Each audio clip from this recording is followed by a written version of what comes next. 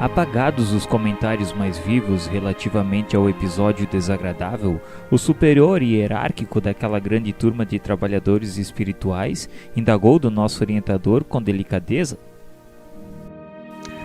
Nobre Niceto, valendo-vos da oportunidade, poderíeis interpretar para nós outros algumas das lições evangélicas ainda hoje? Aniceto aqueceu pressuroso. Notei que o interesse em torno do assunto era enorme. Com grande surpresa, vi que os servidores da gleba traziam ao estimado mentor um livro que não tive dificuldades em identificar. Era um exemplar do Evangelho que Aniceto abriu firmemente como quem sabia onde estava a lição do momento. Fixando a página escolhida, começou a meditar, enquanto sublimada luz lhe aureolava a fronte. Houve profundo silêncio. Todos os colaboradores demonstravam grande interesse pela palavra que se fazia. Tudo era de aspecto imponente e calmo na natureza. Um rebanho bovino acercara-se de nós, atraído por forças magnéticas que não consegui compreender. Alguns moares humildes chegaram igualmente de longe, e as aves tranquilizaram-se nas frondes fartas sem um pio. A única voz que toava leve e branda era a do vento, sussurrando harmonia e frescura. A paisagem não poderia ser mais bela, vestida em ouro líquido do poente.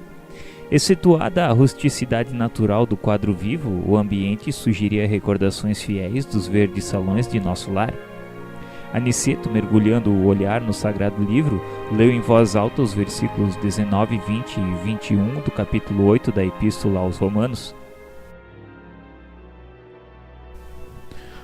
Porque a ardente expectação da criatura espera a manifestação dos filhos de Deus. Porque a criação ficou sujeita à vaidade, não por sua vontade, mas por causa do que a sujeitou, na esperança de que também a mesma criatura será libertada da servidão da corrupção para a liberdade da glória dos filhos de Deus.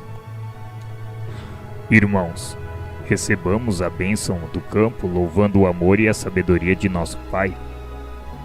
Exaltemos o soberano Espírito de vida que sopra em nós a força eterna da incessante renovação. Ponderemos a palavra do apóstolo da gentilidade para extrair-lhe o conteúdo divino. Há milênios a natureza espera a compreensão dos homens. Não se tem alimentado tão somente de esperança, mas vive em ardente expectação, aguardando o entendimento e o auxílio dos espíritos encarnados na terra, mais propriamente considerados filhos de Deus.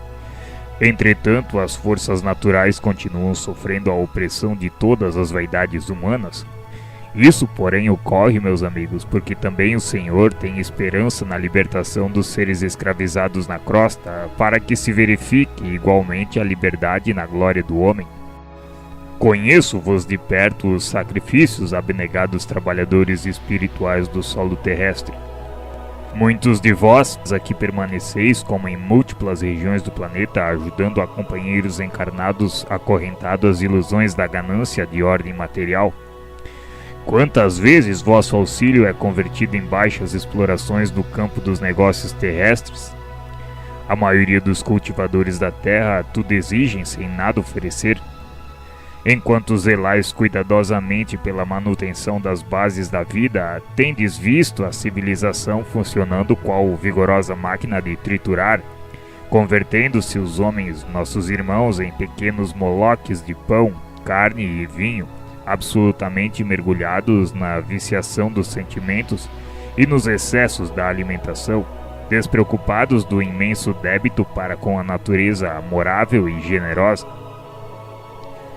Eles oprimem as criaturas inferiores, ferem as forças benfeitoras da vida, são ingratos para com as fontes do bem, atendem às indústrias ruralistas mais pela vaidade e ambição de ganhar que lhes são próprias que pelo espírito de amor e utilidade, mas também não passam de infelizes servos das paixões desvairadas, traçam programas de riqueza mentirosa que lhes constitui a ruína, escrevem tratados de política econômica que redundam em guerra destruidora, desenvolve o comércio do ganho indébito, colhendo as complicações internacionais que dão curso à miséria, Dominam os mais fracos e os exploram, acordando porém mais tarde entre os monstros do ódio.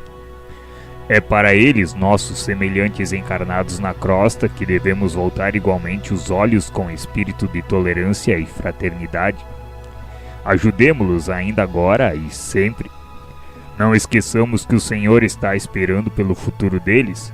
Escutemos os gemidos da criação, pedindo a luz do raciocínio humano, mas não olvidemos também a lágrima desses escravos da corrupção, em cujas fileiras permanecíamos até ontem, auxiliando-os a despertar a consciência divina para a vida eterna.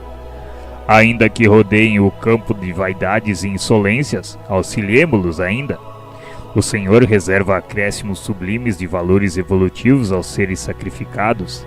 Não olvidará ele a árvore útil, o animal exterminado, o ser humilde que se consumiu em benefício de outro ser. Cooperemos por nossa vez no despertar dos homens, nossos irmãos, relativamente ao nosso débito para com a natureza maternal. Sempre, ao voltarmos à crosta, envolvemo-nos em fluidos do círculo carnal. Levamos muito longe a aquisição de nitrogênio. Convertemos em tragédia mundial o que poderia constituir a procura serena e edificante.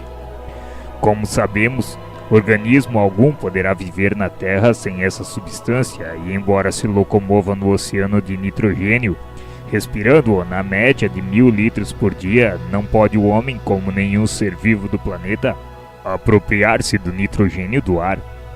Por enquanto, não permite o Senhor a criação de células nos organismos viventes do nosso mundo que procedam à absorção espontânea desse elemento de importância primordial na manutenção da vida, como acontece ao oxigênio comum. Somente as plantas infatigáveis operárias do orbe conseguem retirá-lo do solo, fixando-o para o entretenimento da vida noutros seres. Cada grão de trigo é uma bênção nitrogenada para sustento das criaturas. Cada fruto da terra é uma bolsa de açúcar e albumina repleta de nitrogênio indispensável ao equilíbrio orgânico dos seres vivos. Todas as indústrias agropecuárias não representam na essência senão a procura organizada e metódica do precioso elemento da vida. Se o homem conseguisse fixar 10 gramas aproximadamente dos 1000 litros de nitrogênio que respira diariamente, a crosta estaria transformada no paraíso verdadeiramente espiritual. Mas se muito nos dá o Senhor, é razoável que exija a colaboração do nosso esforço na construção da nossa própria felicidade.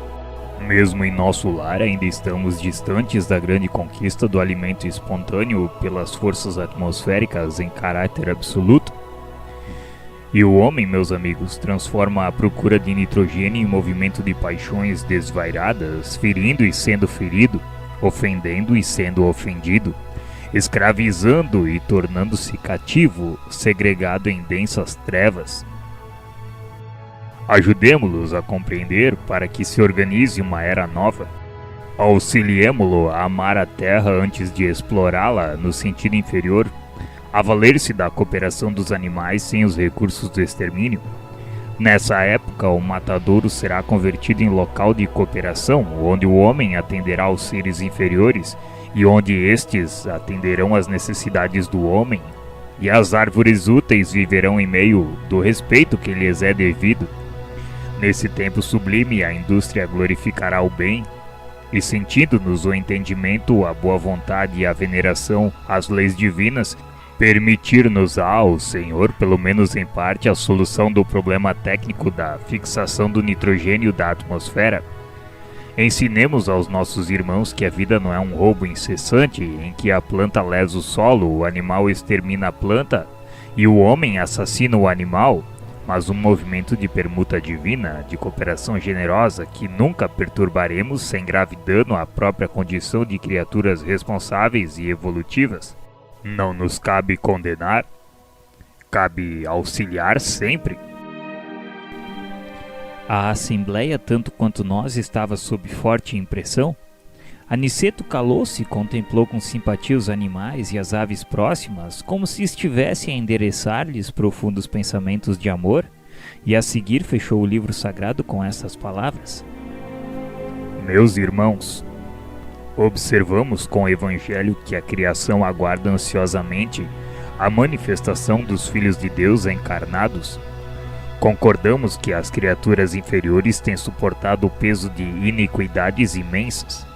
Continuemos em auxílio delas, mas não nos percamos em vãs contendas. Os homens esperam também a nossa manifestação espiritual.